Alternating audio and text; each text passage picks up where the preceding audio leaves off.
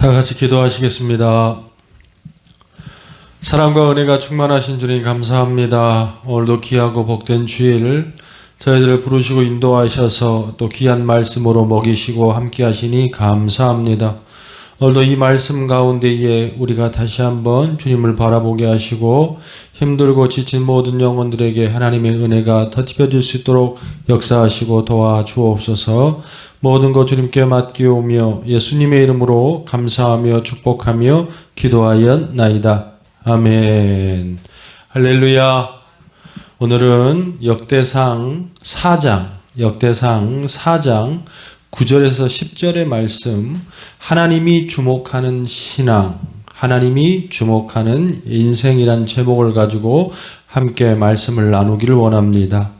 어느덧 2023년도가 이제 후반기에 들어가고 마무리가 되어 갑니다. 그런 가운데에 어떻게 하면 좀 더 주님 앞에 인정받고 또 주님 앞에 사랑받을 수 있는 인생이 될 수 있을까 고민하다가 오늘 역대상의 말씀을 갖고 나왔는데, 여러분 다 아시다시피 오늘 역대상에는 많은 인물이 등장하지만 역대상 4장 우리 9절에서 10절의 말씀은 그 유명한 야베스란 인물이 등장합니다. 몇 년 전에 야베스의 기도란 책이 이제 시판이 되면서 한국 사람들에게는 굉장히 참 많은 인기를 얻고 또 사람들이 읽었던 책 중에 하나입니다. 제가 이 야베스란 인물을 갖고 오늘 나온 이유는 뭐냐면, 예전에 그 브루스 윌킨스가 쓴 이 야베스의 기도란 책을 쭉 읽어 내려가면서 들었던 생각인데, 그 야베스의 기도라는 책의 내용이 그렇습니다. 이 책이 계속해서 줄기차게 강조하는 포인트가 뭐냐면, 야베스가 어렵고 힘든 삶을 살았지만 집요하게 하나님 앞에 기도하고 부르짖어서 드디어 응답을 선물로 받고 잘 먹고 잘 살았더라. 이게 야베스의 기도의 핵심의 포인트인 것 같아요. 그래서 그런지는 모르겠지만 한국 사람들이 이 야베스의 기도란 책들을 굉장히 참 좋아했습니다. 그리고 야베스의 기도란 노래도 찬양도 있지 않습니까? 어쨌든 간에 그런 맥락의 포인트로 우리는 야베스를 접하는데, 중요한 것은 제가 이 야베스란 인물을 역대상 4장의 말씀 묵상하고 또 야베스의 기도라는 그 책을 묵상하면서 이 책이 말하는 야베스가 정말로 맞을까? 이 시대가 23년도가 참 암울하고 어렵고 모든 곳이 전쟁이 일어나고 지진이 일어나고 또 많은 사람이 피해를 바라보면서 얼마나 기도할 제목이 많겠습니까? 그래서 야베스란 사람이 더욱더 우리에게 더 다가오는 것 같은데, 하나님께서는 야베스란 인물을 이 연말이 되어가는 이 시점에 우리에게 주시면서 정말 열심히 기도하고 또 기도해서 응답받고 축복받아라, 그러면서 우리에게 야베스란 인물을 주신 걸까? 저는 그건 아니라고 봐요. 우리가 정말로 하나님의 줄기차게 기도해서 아파트도 넓히고 땅도 좀 사고 좋은 차도 좀 사고 부자가 돼서 잘 살기를 바라면서 이 말씀을 주시고 그 인물을 주셨을까? 저는 그건 아닌 것 같아요. 하나님이 그런 모습은 아닌 것 같아요.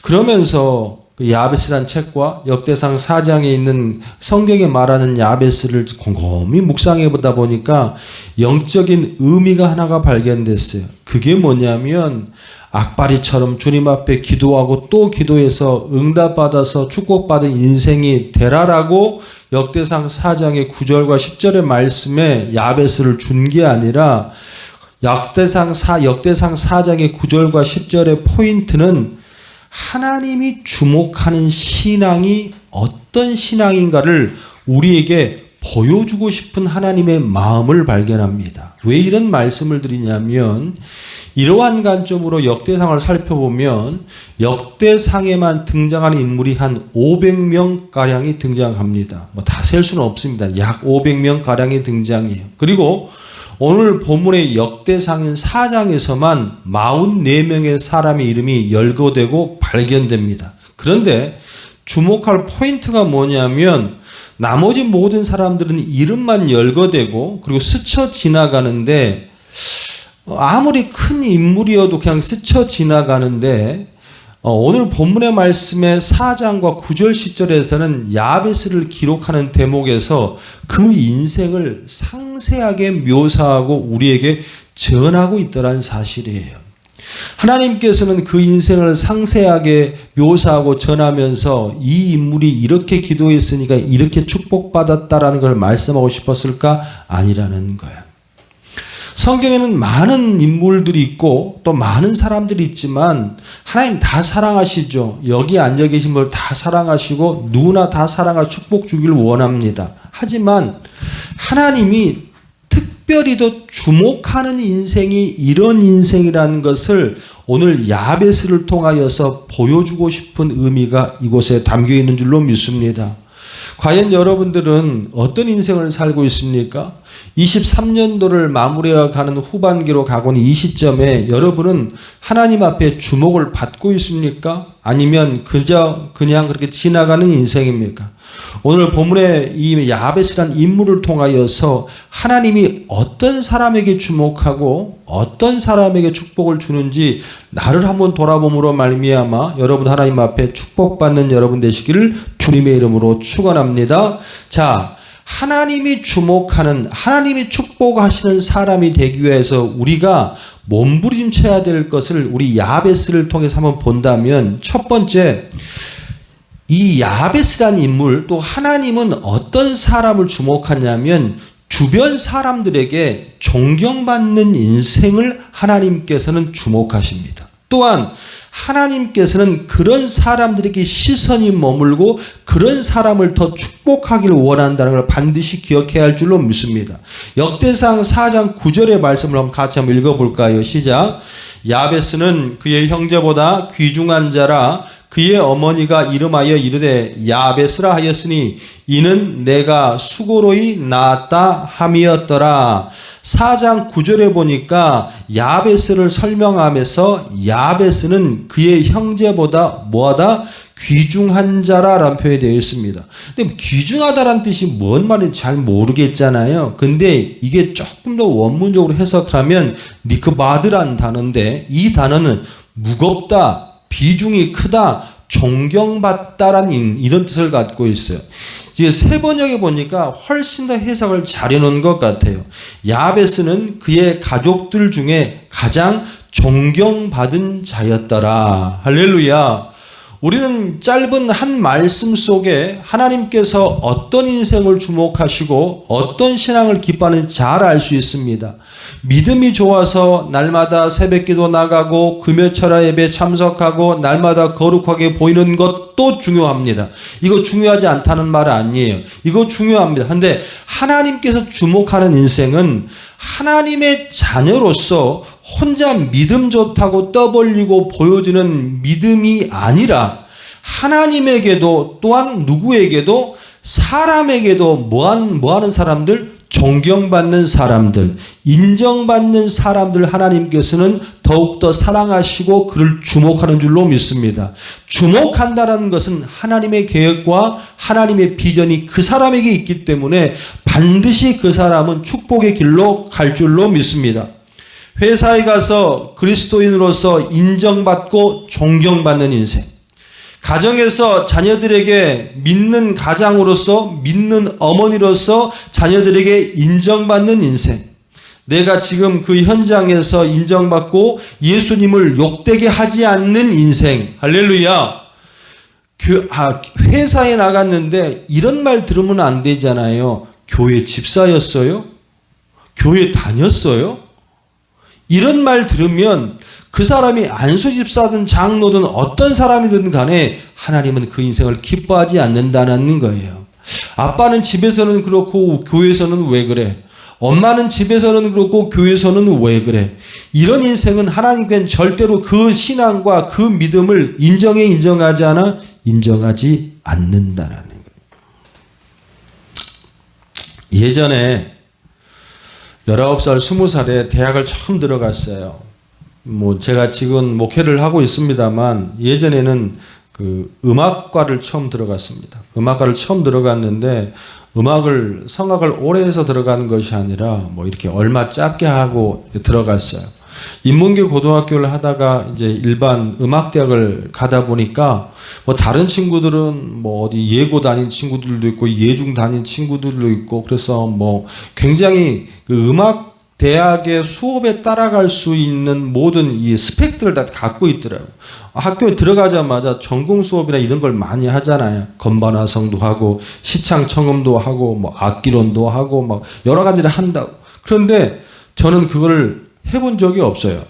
인문계 고등학교를 다녔고 음악한 것이 얼마 되지 않았기 때문에 그런 걸 잘 못했어요. 그래서 들어갈 때는 괜찮게 들어갔는데 한 학기를 마치고 나니까 F가 한 서너 개쯤 뜨는 거예요. 근데 그때 20살 때에 하나님 앞 기도를 하고 갔거든. 하나님 나를 대학을 넣어주시면 내가 하나님 정말 열심히 하겠습니다. 지휘도 하고 찬양도 열심히 하겠습니다. 그래서 믿음이 툭 출났어.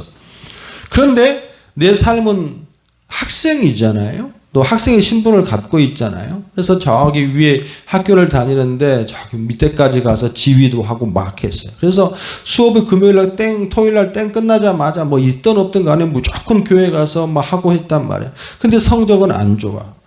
저는 그걸 뭐 대수롭지 않게 생각했습니다. 난 그게 옳다고 생각했습니다. 그런데 한 학기를 지나고 다른 친구들은 뭐 더욱더 열심히 하고 뭐 학교에 남아서 연습도 하고 또 뭐 실력도 늘어가는데 나는 그거에 대해서 실력이 좀 부족했던 것 같아요. 그런데 하루는 정신이 번쩍 뜨는 선배의 한 일침이 갔습니다. 그 사람은 교회 다니는 사람이 아니에요. 그 선배는 교회 다니는 사람이 아닌데 그 선배가 나한테 그러는 거예요. 야, 너는 한 학기에 1학년 들어와서 F를 4개나 맞아놓고서 교회에서 뭘 하겠다고 맨날 그렇게 돌아다니냐?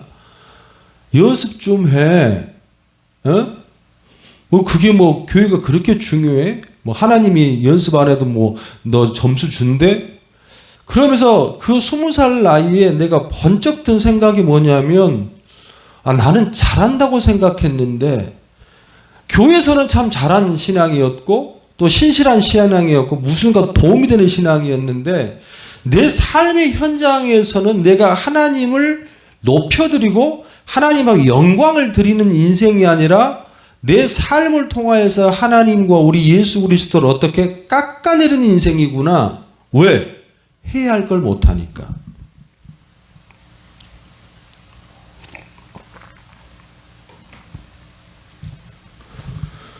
저는 이 모습을 보면서 야베스의 모습을 돌아봅니다. 야베스는 물론 하나님이 사랑하시는 만큼의 신앙이 좋았을 겁니다. 하지만 중요한 것은 성경에서도 그의 삶 가운데서 어떤 사람에게 그 형제들 어떤 누구에도 인생에서도 그 자리에서도 그 직업에서도 절대로 뒤처지지 아니하고 사람들에게 존경받는 인생이다. 할렐루야! 할렐루야! 이런 맥락에서 저는 겸손하게 저를 돌아봅니다. 강단에서 청산유수처럼 말씀을 전해도 그의 삶이 따라주지 못하고 성도들에게 인정받지 못하고 날마다 손깍지 받는 목사라면 과연 그 목사는 하나님이 사랑하는 목사가 될 수 없는 걸 반드시 기억해야 할 줄입니다. 또한 이 모습은 저에게만 국한되는 것이 아니라 여러분의 삶도 똑같다는 거예요. 이 안에는 저를 좋아하는 사람도 있고 싫어하는 사람도 있고 최선을 다해서 내가 노력해도 싫어하는 사람을 좋아하게 만들 수 없는 것 같아요. 왜? 싫은 사람은 싫잖아요. 그런데 한 가지 소원하는 거 있습니다. 그 소원하는 것이 무엇이냐면 그 사람이 나를 싫어하든 좋아하든 어쨌든 간에 그 현장의 삶 가운데 나를 가볍게 보지 않는 인생으로 사는 것이 바른 인생이다. 할렐루야! 할렐루야! 목사는 목사로서 또 삶의 직업에서는 직업으로서 또 그 현장에서 그를 무겁게 보고 신중하게 보고 존경하게 볼 수 있는 사람이 하나님께 진정으로 사랑하는 신앙의 줄로 믿습니다. 그런 면에서 잠언서 3장의 3절 4절의 말씀에 이런 말씀이 있어요. 인자와 진리로 내게서 떠나지 않게 하고 그것을 내 목에 매며 내 마음판에 새기라. 그리하면 내 하나님과 사람 앞에서 은총과 그 귀중히 여김을 받으리라. 할렐루야. 할렐루야. 하나님 앞에서만 인정받으면 되지 하면서 얼마나 외골술처럼 사람들에게 손가락질 당하는 신앙이 우리는 많은 것을 압니다. 하나님 앞에서 진정으로 인정받는 사람은 세상에서도 존경받을 사람이 그 성립이 이루어져야 그게 진짜로 좋은 신앙이고 하나님이 그 사람을 주목하고 그런 사람을 하나님 뭐 하신다? 쓰신다. 소원하고 축복합니다. 하나님 앞에서도 세상 앞에서도 주목받는 인생, 또한 인정받는 인생, 축복받는 인생이 되기를 주님의 이름으로 축원합니다. 두 번째, 하나님은 어떤 사람을 주목하시고 또한 그 삶과 신앙을 기뻐하시냐? 어떤 경우에도 삶의 고난에 쉽게 주저하지 않는 신앙. 그러니까 삶의 고통 가운데 쉽게 낙담하거나 그냥 포기하지 않는 신앙을 하나님께서는 그런 사람을 주목하시고 그 사람을 끝까지 쫓아 축복하신 줄로 믿습니다. 이게 무슨 말이냐면 역대상 4장 9절 오늘 본문의 말씀을 다시 한번 읽어보면 야베스는 그의 형제보다 귀중한 자라 뭐라 했죠? 그 사람들보다 존경받는 사람이었대요. 그러면 그 다음에 어떤 말이 있냐면 그의 어머니가 이름하여 이르되 야베스라 하였으니 이는 내가 수고로이 낳았다 함이었더라. 무슨 말인지 잘 모르겠죠. 여러분은 다 아시지만 이 야베스란 이름 자체가 뭐 여러 가지 뜻이 있습니다. 좋은 뜻은 아니에요. 수고, 고생, 고난, 고통 뭐 이런 뜻이 야베스의 이름의 뜻이에요. 근데 자기 부모가 자기 어머니가 애를 낳았는데 애 이름을 고통이라 지었어. 무슨 사연이 있지 않겠습니까? 고난이라 지었어. 웬만해서는 이런 말 짓지 않잖아요. 우리는 될 수 있으면 아이들에게 뭔 이름을 줄 때에 축복이니 기쁨이니 행복이니 또 소망이니 이런 거 주려고 그러지 아픔이다 고난이다 너는 저주다 이런 걸 지으는 부모가 어디 있겠습니까? 그러면 그만큼의 무엇인가의 이유가 있을까 없을까? 있다란 얘기죠. 그래서 이 야베스란 이름을 가지고 여러 가지 해석이 있는데 한 세 가지로 분류가 되는 것 같아요. 첫 번째는 뭐냐면 이 야베스 아이를 낳는 도중에 죽을 고비를 넘기고 겨우 출산했다는 해석이 하나가 있어요. 요즘에야 의술이 발달해서 출산이 어렵죠. 그래도 이렇게 뭐 애가 거꾸로 돌아도 어떻게든지 뭐 제왕절개를 하든 뭘 하든 간에 애를 출산하잖아요. 그런데 그 당시에는 혹 애가 뭐 틀어졌다든지 아니 뭐 발부터 먼저 나왔다든지 이러면 애 낳는 것이 너무 고통스럽고 힘들었다는 거예요. 그래서 야베스를 낳을 때 첫 번째 해석은 뭐냐면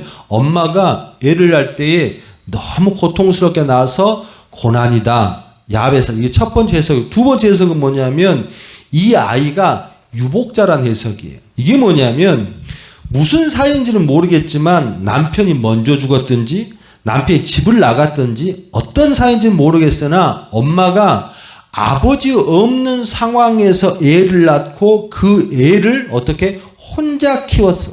그러니까 아버지가 없는 상황에서 애를 낳았으니까 엄마도 인생도 얘 인생도 얼마나 애처로워. 그래서 애를 딱 낳고 나서 네 인생이나 내 인생이나 참 아픕니다. 그러면서 고통이다, 고난이다, 뭐 이렇게 이름을 지었다는 게 하나가 있고 마지막은 뭐냐면 이게 좀 가장 유력한 건데 이 아이가 장애를 갖고 태어난 아이라는 겁니다. 아이를 낳고 보니 아이에게 정상적이지 않는 장애가 발견된 거예요. 그래서 이 인생을 보고 너무나도 안타깝고 힘들어서 그 아이를 야베스라 이름 지었다라는 해석이 있습니다. 그러니까 네가 이제 커서 인생을 살아가는데 그 몸을 가지고 그 상태를 가지고 어떻게 살아갈까? 그래서 엄마가 너무 아픈 마음을 가지고 지금 이름을 지었다는 게 야베스예요. 뭐가 맞겠습니까? 저한테 물어보면 모르겠습니다. 저도 몰라요. 나와 있지 않으니까. 성경에 명시가 안 되어 있어요. 그런데 한 가지 분명하게 알 수 있는 것은 뭐냐면 그 인생이 뭐한 인생이다? 불쌍한 인생이라는 거.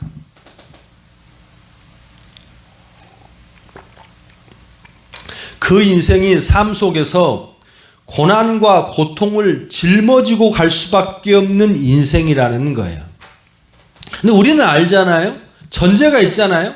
그런 고난과 고통을 갖고 있는 인생인데 이 인생이 사람들에게 뭘 받았다고? 존경을 받았다고. 존경을 받았다고. 그럼 이 인생이 잘 산 거예요? 못 산 거예요? 잘 산 거지.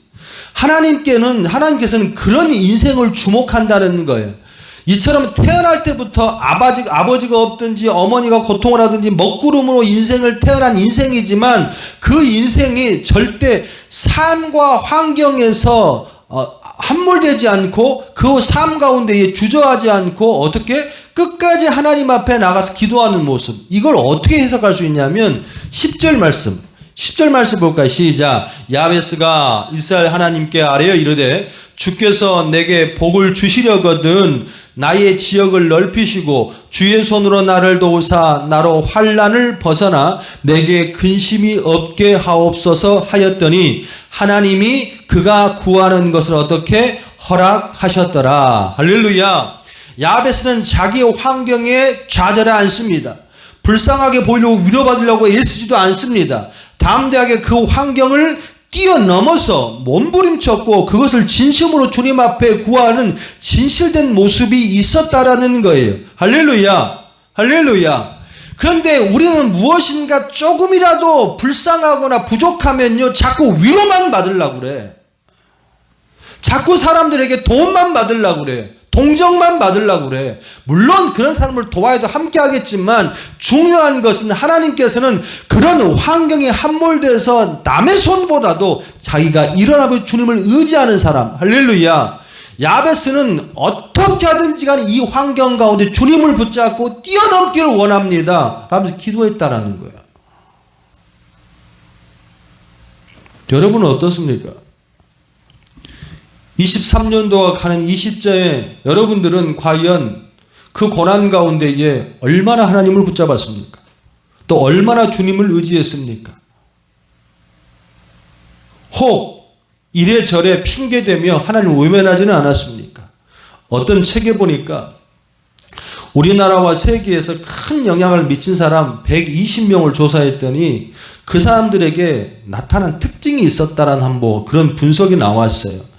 지도자에게서 배우라는 책에 보면 그런 사람들에게 나타나는 세 가지 특징이 뭐냐면 첫 번째는 거의 대부분의 인물들이 어렵고 불우한 환경에서 고통의 시간을 거쳤다는 거예요. 처음부터 잘 먹고 잘 살고 무엇인가 충족되어 있는 사람들이 지도자가 된 사람들이 없다라는 거예요.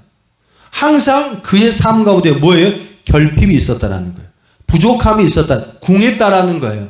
두 번째는 뭐냐면 또 다른 특징은 비록 어렵고 불우한 환경이지만 그것에 낙담하고 좌절하지 않고 반드시 이겨내고 어떻게 정명승부를 보이는 강인함을 갖고 있었다는 거예요. 할렐루야. 그런데 그 책에서 이런 사람의 한 가지 더 특징이 소개돼. 그게 뭐냐면 이렇게 위대한 인물들에게는 자기에게 어렵고 힘들고 좌절한 일이 있을 때 절대로 다른 사람들에게 책임 전가하지 않았다는 거예요. 우리는 야베스라는 인생을 보면서 야, 그 사람 대단하다 이렇게 볼 것이 아니라 만약에 여러분 같았으면 그런 환경이었다면 어떻겠습니까? 나는 왜 이런 집에 태어나서 이런 부모 밑에서 이런 몸을 가지고 이렇게 지지리도 궁상맞는 돈이 없는 집안에서 배우지도 못하고 그런 모습을 한탄하고 있겠습니까? 근데 야베스를 소개하는 이 과정 속에는 단 한 줄도 야베스는 그런 모습을 보이지 않습니다. 오히려 자기의 환경보다 더 어떻게 좋고 더 많은 것을 가진 사람들보다 그 사람들을 이끌어내는 뭐가 됐더라? 리더가 됐더라. 할렐루야. 반주 주세요. 오늘 본문의 야베스를 보세요. 환경이 어려워요. 몸에 장애가 있어요. 또 여러 가지가 참 어려워요. 그런데 중요한 것은 절대로 낙심하지 않습니다. 절대로 좌절하지 않습니다. 절대로 뒤처지지 않습니다. 여러분, 2023년으로 모든 인생이 끝납니까? 여러분의 지금의 현장의 모습이 인생의 종말이고 마지막입니까? 하나님 오늘도 여러분들에게 함께 하시고 역사하실 줄로 믿습니다. 반구적이라는 사자성어가 있어요. 활을 쏘아서 적중하지 않더라도 나를 이긴 자를 원망하지 않고 돌이켜서 자기에게 원인을 찾는다. 여러분은 2023년의 삶 가운데에 축복의 길이 더 많았습니까? 아니면 고난의 길이 더 많았습니까? 저는 이 말씀을 여러분에게 드리고 싶습니다. 여러분의 신앙은 하나님을 더 매달렸습니까? 아니면 나를 위해서 살았습니까? 야베스는 비록 어려운 순간이었지만 난 핑계대지 않고 죽어라고 주님을 의지하면서 힘차게 달려나간 줄로 믿습니다. 그런 인생에게 한 가지 하나님에게 반드시 적용되는 공식이 있어요. 저는 오늘 10절의 말씀을 보면서 이 공식을 여러분에게 드리면서 말씀을 마무리하기를 원합니다. 야베스가 이스라엘 하나님께 아뢰어 하나님이 그가 구하는 것으로 허락하셨더라. 할렐루야, 할렐루야. 포기하지 않고 믿음을 가지고 사람과 하나님 앞에 주목받는 인생, 그런 인생이 하나님께 기도하면 하나님은 응답하시고 역사하실 줄로 믿습니다.